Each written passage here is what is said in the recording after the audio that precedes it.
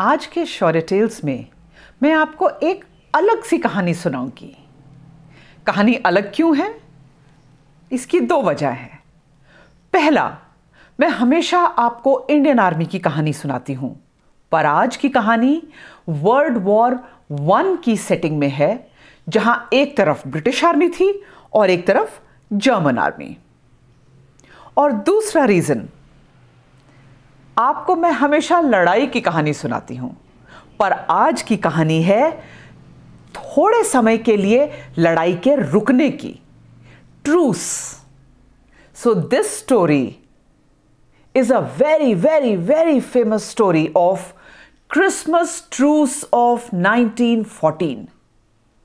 और इस कहानी के ऊपर हॉलीवुड की पता नहीं कितनी मूवीज, कितने गाने और कितने एडवर्टाइजमेंट्स भी बने हैं। तो क्या आप इस अलग सी कहानी के लिए आज तैयार हैं? जय हिंद। मैं हूं captain Yashika Hatwal Tyagi, the first lady officer from the logistics wing of Indian Army, to be part of Battle Zone in Operation Vijay. And welcome to Shaurya Tales. It is a series of awe-inspiring stories of brave hearts, timeless traditions, and trivia from Indian Armed Forces. तो आइए आज की शौर्य tales की ये अलग सी कहानी शुरू करते हैं। 1914 से लेकर 1918 तक ये वर्ल्ड वॉर यूरोप से शुरू तो हुआ, लेकिन इसकी गूंज पूरी दुनिया में सुनाई दी। This was a very deadly conflict, rather not just deadly, it was the deadliest conflict with mobilization of almost more than 70 million military personals. World War I is a story of undescribable savagery.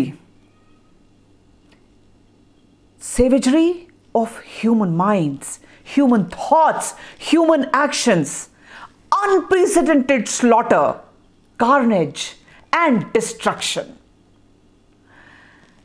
इस global war में एक तरफ Britain, France, Russia, America जैसे देश थे और दूसरी तरफ जर्मनी, ऑस्ट्रिया, हंगरी, बुल्गारिया जैसे देश। ब्रिटेन, फ्रांस जैसे देशों के साथ तकरीबन 35 और देश थे, जबकि जर्मनी के साथ तकरीबन 20 और देश। So you can imagine that this war was affecting every nook and corner of our planet. वैसे तो ये युद्ध दुनिया के हर कोने में लड़ा जा रहा था, लेकिन आज की जो ये कहानी है, ये वेस्टर्न फ्रंट पे लड़ी जा रही थी। वेस्टर्न फ्रंट यानी फ्रांस, जर्मनी और बेल्जियम के बीच एक जमीन की पतली सी पट्टी थी, जिसे वेस्टर्न फ्रंट का नाम दिया गया। And here a very deadly battle was being fought. दोनों तरफ की फौजों को लग रहा था कि यह लड़ाई कुछ ही महीनों में खत्म हो जाएगी। Rather both the sides were very powerful and both the sides had amazing strengths. And everyone thought कि शायद क्रिसमस से पहले ही यह लड़ाई खत्म हो जाए। लेकिन यह वर्ल्ड वॉर इतनी जल्दी खत्म होने वाला नहीं था। यह तो 4 साल लंबी लड़ाई थी। वेस्टर्न फ्रंट में जब यह लड़ाई हो रही थी तो फ्लैंडर्स नाम की जगह यह इंसिडेंट हुआ, which is the most famous Christmas truce of 1914। अच्छा, एक थोड़ा सा बैकग्राउंड और देती हूं। वर्ल्ड वॉर 1 के टाइम पर trench warfare was the most preferred type of warfare by both the sides of militaries. Trench warfare माने जमीन पर लंबी लंबी खोदी गई नालियां, दीज वर द लॉन्ग डगआउट्स जिनके अंदर सोल्जर्स खड़े होते थे। जमीन के अंदर से जो मिट्टी निकलती थी उसकी एक दीवार बन जाती थी और उसके पीछे से जवान एम लेकर फायरिंग करते थे। Generally this type of warfare was done to hold the ground in a defensive position, कि दुश्मन को आगे नहीं बढ़ने दिया जाए। Trenches were deep enough for the soldiers to stand and fire, keep their head down, क्योंकि अगर उनका सिर ट्रेंच के ऊपर दिखाई देगा तो सामने से दुश्मन की गोली आकर उन्हें लग सकती है। Now trenches were used for every purpose. वो एक तरीके से सोल्जर्स का घर बन जाता था। This was the place to shoot at enemy, observe the enemy, stand, sit, sleep, cook, eat, play cards, smoke and talk. हो गया ना ये एकदम जवानों का कैंप, जवानों के लिए वॉर जोन में घर जैसी स्थिति। वेस्टर्न फ्रंट में जब फ्लैंडर्स नाम की इस जगह पर ट्रेंचेस खोदी जा रही थी तो वहां जमीन पर वाटर टेबल बहुत ऊपर था और जमीन से सिर्फ 3-3.5 फीट नीचे खुदाई करते ही जमीन से पानी ऊपर आ जाता था। Now this was posing a very big problem for both the armies, क्योंकि ट्रेंचेस के अंदर पानी भर जाता था, वहां खड़े होने की जगह नहीं थी, कुछ रखने की जगह नहीं थी। हमेशा पानी से भरे रहने की वजह से सोल्जर्स के जूते और मोजे हमेशा गीले रह रहे थे और इस वजह से they were facing a very grave medical problem and that was gangrene. Soldiers के पैर की उंगलियां काली होकर, लाइफलेस होकर अपने आप शरीर से अलग हो जाती थी। और यही नहीं, कभी भी वो ट्रेंचेस भरभरा कर गिर जाती थी जिससे जवानों को कई तरीके की चोटें भी लग रही थी। Now this trench warfare was getting very difficult because of rains. नीचे से भी पानी और जब बारिश हो तो ऊपर से भी पानी। बारिश के पानी से लबालब भरी ये ट्रेंचेस जवानों को बुखार, डायरिया और कई तरीके के इंफेक्शंस दे रही थी। जवानों का मनोबल लगातार नीचे गिरते जा रहा था, जोश नीचे ही गिरते जा रहा था। अब आया सर्दी का मौसम। सर्दी के मौसम के आते ही दोनों तरफ की फौजों ने लड़ाई रोककर they wanted to wait out the winters. Morale was getting down day by day. भूख, बीमारी, नींद की कमी, थकान, लड़ाई का माहौल, खून जमा देने वाली ठंड, हर कोई घर वापस जाना चाहता था। Nobody wanted to fight this war. और ऊपर से उन्हें तो कहा गया था यह लड़ाई क्रिसमस तक खत्म हो जाएगी और क्रिसमस तो आ भी गया, लेकिन लड़ाई के रुकने का कोई नामो निशान ही नहीं था। तो अब क्या करें? दोनों तरफ के कमांडर्स ने सोचा कि जवानों का मोराल ऊंचा करने के लिए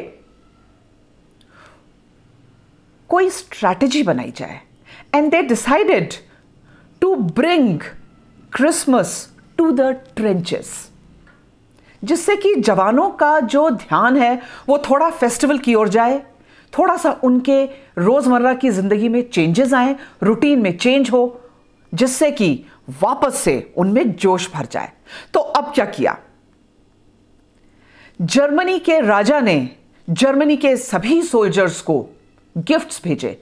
गिफ्ट्स में थे सिगार, कॉनियक यानी एक तरीके की वाइन, सलामीज एक तरीके के मीट की डिश, और ब्रिटेन की क्वीन मैरी ने सभी जवानों को एक एक ब्रास का बॉक्स गिफ्ट किया, जिसके अंदर थे कुछ सिगार, कुछ सिगरेट्स, चॉकलेट्स और एक एक क्रिसमस कार्ड। और साथ ही सभी सोल्जर्स के घर वालों को यह छूट दी गई कि आप उन्हें वॉर जोन में, लड़ाई के मैदान के बीच कई तरीके की गिफ्ट्स भेज सकते हैं और चिट्ठियां भेज सकते हैं। अब क्या हुआ? बैटलफील्ड में हर तरफ हजारों, की संख्या में गिफ्ट्स फैली हुई थी। कहीं थे गरम सॉक्स, कहीं थे गरम मफलर, कहीं थी प्लम पुडिंग्स, कहीं थे क्रिसमस केक्स, कहीं थी वाइन और हजारों हजारों बॉक्सेस सिगरेट्स और सिगार्स के। पर अब इन सब चीजों ने एक नई मुसीबत पेश कर दी। रखने की तो कोई जगह ही नहीं थी, क्योंकि आपको पता है वॉर जोन में रखने के लिए, सामान रखने के लिए ना तो कोई जगह होती है और ना कोई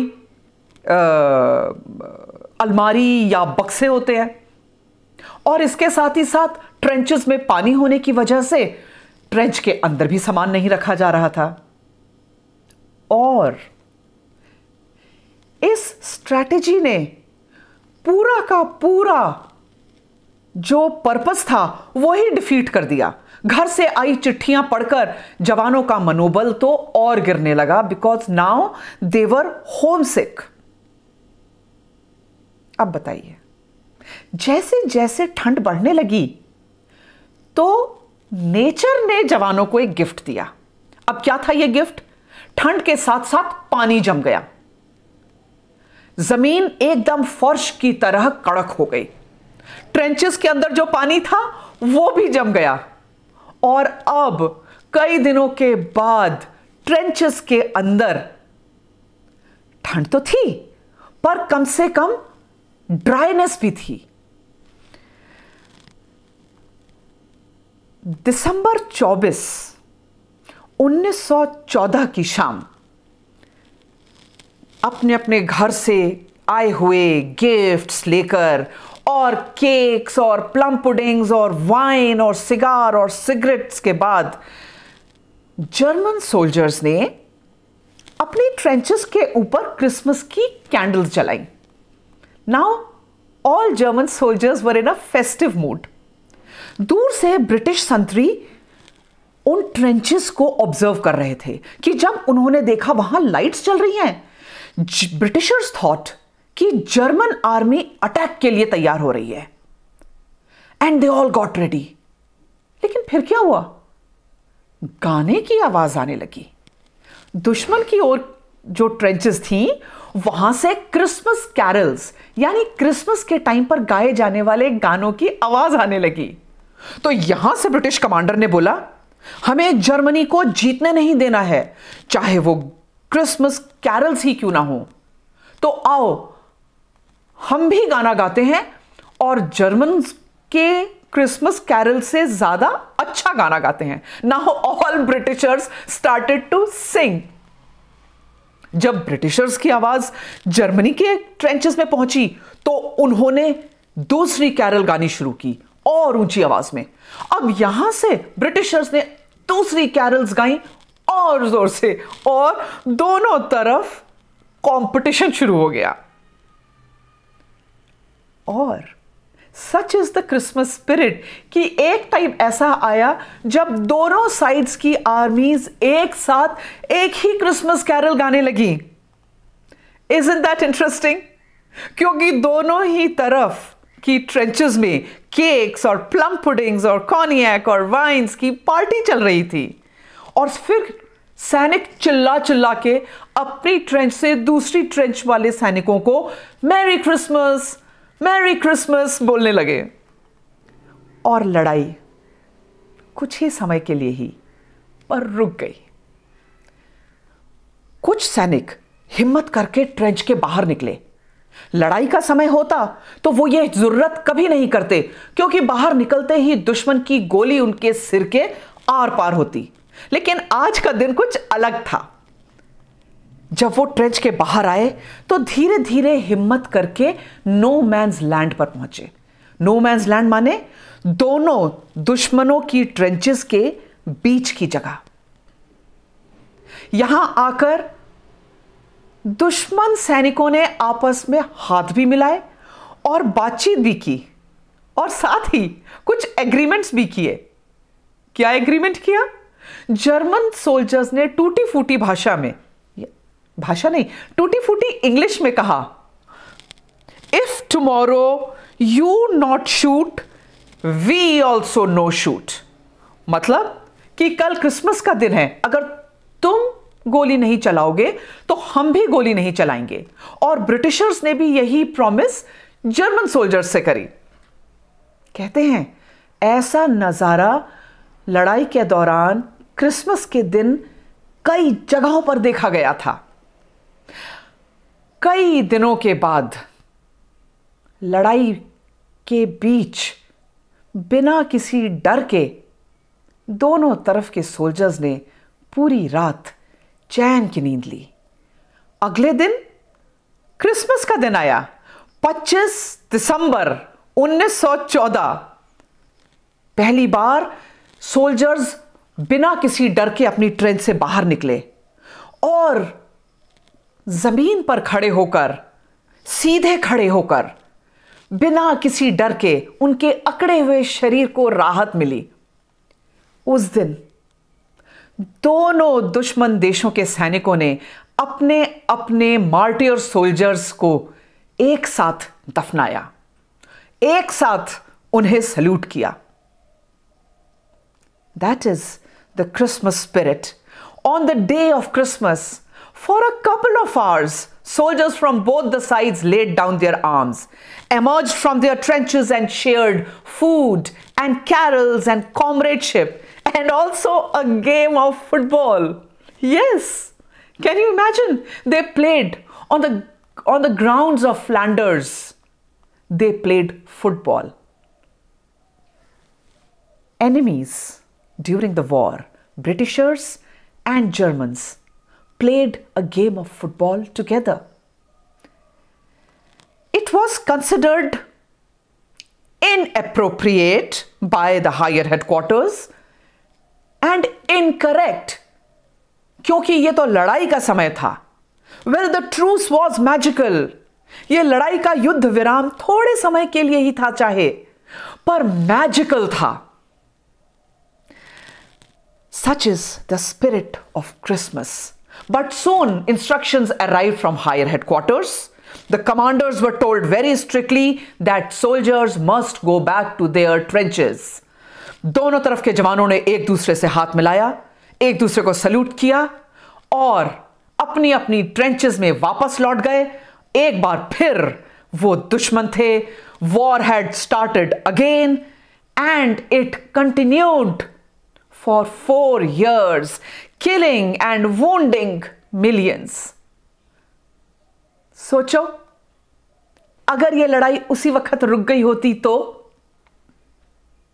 शायद यह दुनिया कुछ और होती। It would have changed the world scenario totally, but it was not to happen. शायद ये तैयारी जो लोगों ने 4 साल की लड़ाई की कभी नहीं करी थी, वो लड़ाई हुई, हजारों लाखों की संख्या में लोग मरे और वर्ल्ड वॉर 1 इस प्लैनेट के ऊपर सबसे भीषण इवेंट्स में से एक है। आज एक ऐसा माहौल है कि पूरी दुनिया वापस एक दुश्मन से लड़ रही है। यह दुश्मन हमें दिख नहीं रहा, लेकिन इसके हालात शायद उस वर्ल्ड वॉर से भी ज्यादा भयानक हैं। This is pandemic against corona. हजारों लाखों लोग इस बार भी मरे हैं। Let us hope that this Christmas and the coming new year brings happy tidings for all of us. May we all stay blessed, stay happy and prosper in the coming year 2021. Shaurya tales की और कहानियों के साथ हम आने वाले साल में फिर मिलेंगे। तब तक के लिए merry Christmas, happy new year और जय हिंद।